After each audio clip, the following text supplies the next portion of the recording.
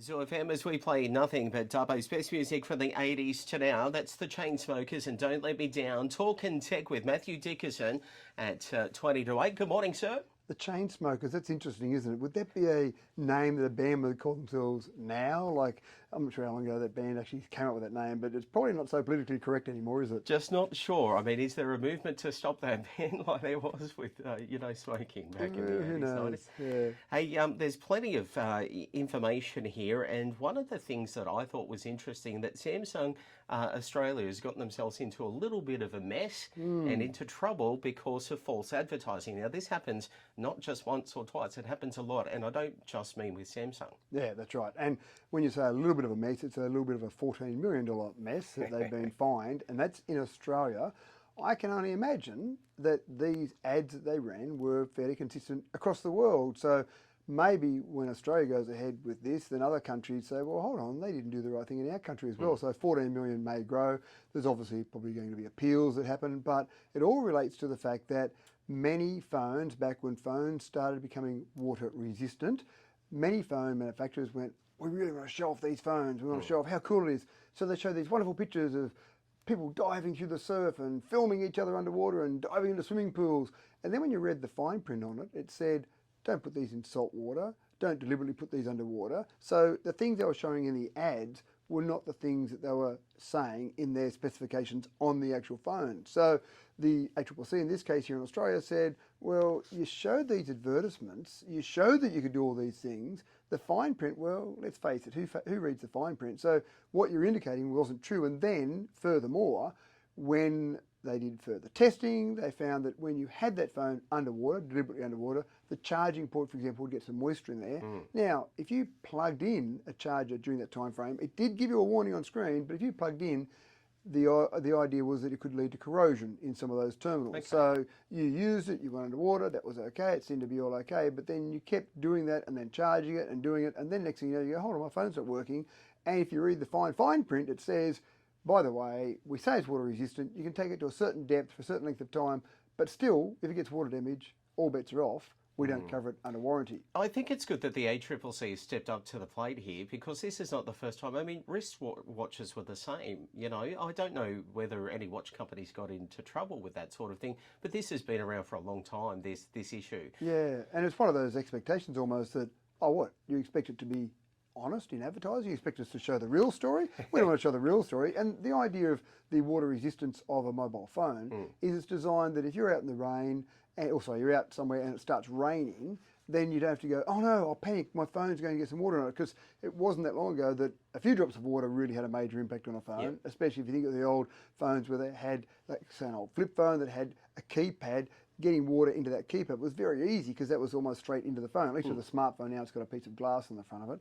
But you've got these things where you're designed just to have a bit of a splash here, maybe just a bit of water. They're not designed to go underwater. There are other cameras out there. If you want to take underwater photography, there are other cameras out there that are designed to do that. A phone is designed to have a bit of a splash. You're dropping some water. It just gets a little bit of water on. You're out at the bar, for example, and someone knocks over a drink and it gets a bit of water on there. You wipe that off. It's going to be okay, but not to go swimming, not to go out in the ocean with. That's kind of not what it's designed to do, although the ad showed that. And I mean, people take their phones with them all the time. For example, where does a cyclist put their phone? Well, I put mine in my back pocket. Okay. Yeah, that's right. But there's lots of good... Is there back pockets in spandex?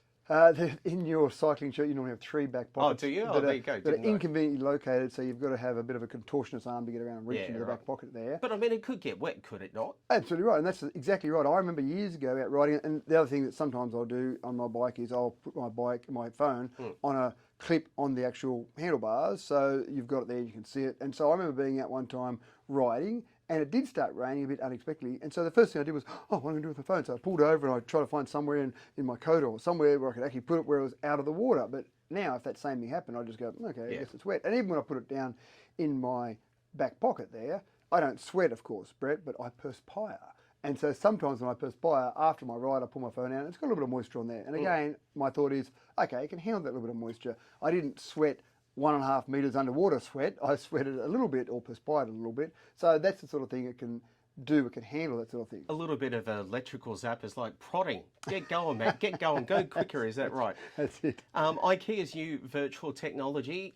This is interesting. Now, for people that want to sort of see what new furniture looks like in their house, well, you'd be happy with this technology. This is where we're going really with this whole AR, augmented reality. So we've heard of virtual reality, where you put on some goggles and you immerse yourself in a completely different world, and it's pretty freaky, but it's just a different world altogether that's created there in that world for you.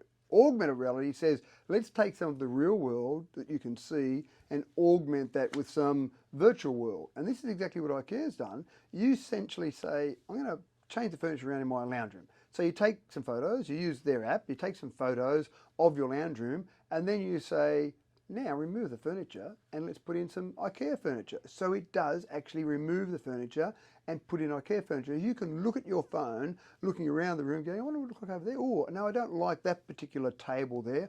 Oh, let's put another IKEA table. Surprisingly enough, they're all IKEA products here, but it is an IKEA app, so let's face it, they're going to be pushing IKEA products. So you can change your lounge room around in a virtual way or an augmented way, and so you can get an idea of what it looks like. After you go through that process, then obviously you can just say, well, now I've got those things sitting in my lounge room, I'll order A, B, C and D, and there you go, and obviously you go and pick those up or get them shipped out to you. Was a lot of money spent on that technology, do you know? A lot of money was spent on that technology. I haven't got the exact number, but that sort of augmented reality has Wouldn't been... be cheap. No, it's not, but it's, I suppose the big thing is it's been coming along with the phone manufacturers. So with Apple, with Samsung, with the manufacturers, they've been working on this technology because they believe that's the next big place to fill. And then it's up to different manufacturers, different organisations to say, we'll take advantage of that AR. So they didn't build the AR concept, they started to build the app. And so the app relies on that AR technology, but also you've got a fair bit of time and money invested in just that particular app. But I love the idea of it. I love the idea that you can actually just take those photos. Kind of cool. And then, yeah, that's right, then drop other furniture in. Yeah, because Well, that's see, easier. we could do that with you. We could pop you in different locations and go, where's the Mayor of Dubbo, and run a competition or something. You That's know right. what I mean? And the thing is, I think with those things, that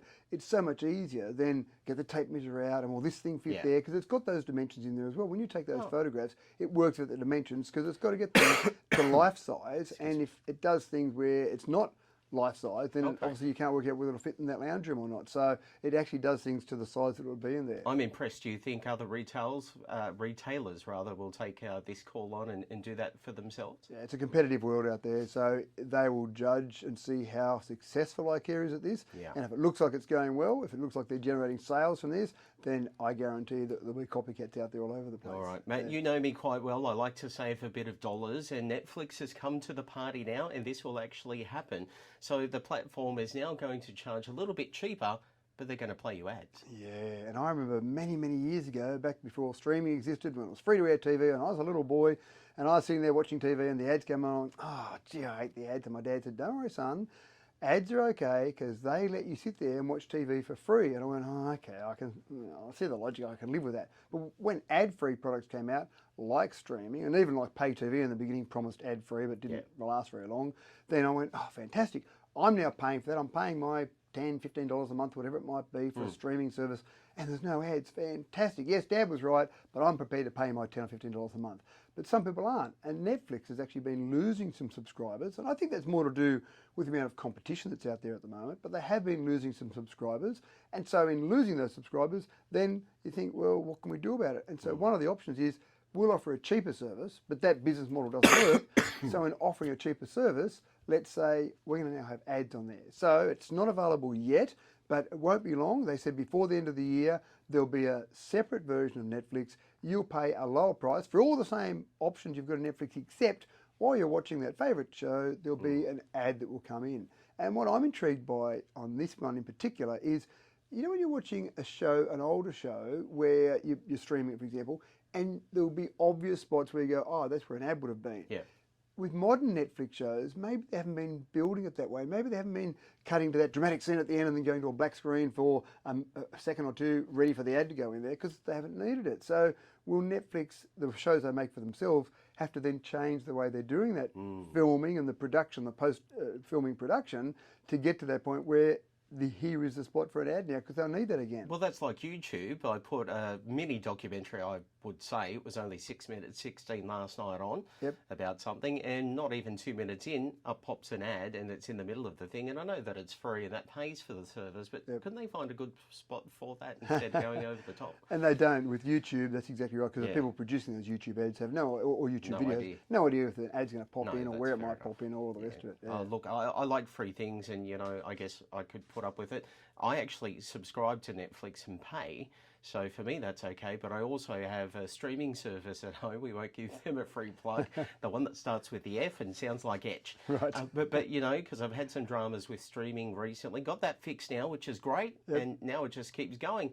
But what I'd like is a skip ads button, because free-to-air TV you can fast forward through, but it takes you a little bit of time to do that. I mean, I don't know, if I'm paying for a service, should I have to watch the ads? Well, that's the thing, and Netflix is going to give you both options. They'll say pay a cheaper service, watch ads, dearer service, no ads. You choose. Well, Netflix, if you're listening, stop taking away our favourite shows.